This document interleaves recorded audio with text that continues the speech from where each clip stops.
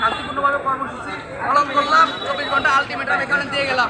24 ঘন্টার ভিতরে যদি সে এই স্বাস্থ্য কমপ্লেক্স ছেড়ে না যায়, ছাত্র সাধারণ শিক্ষার্থী এর থেকে কঠোর কর্মসূচি পালন করবে। 24 ঘন্টা সময় দিচ্ছি। এই 24 ঘন্টার ভিতরে দুর্নীতিবাজ অফিসার আলফাডাঙ্গা ত্যাগ করবে, স্বেচ্ছা পদত্যাগ করে এখান থেকে চলে যাবে। এটা যদি না হয়, কত করে টাইম আলটিমেটাম? 24 ঘন্টা। 24 ঘন্টা। 24 ঘন্টা আমরা 24 ঘন্টার ভিতরে পদত্যাগ করবে সে হ্যাঁ, তো দায়িত্ব থেকে।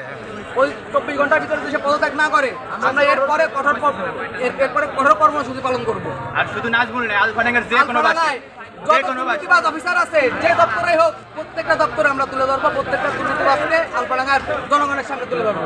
হাসপাতালে কিছু বহিরাগত ছাত্র অফিসের সামনে এসে বিক্ষোভ করতে কি বিষয়ে বিক্ষোভ করছে তা আমাকে তারা অবগত করেন।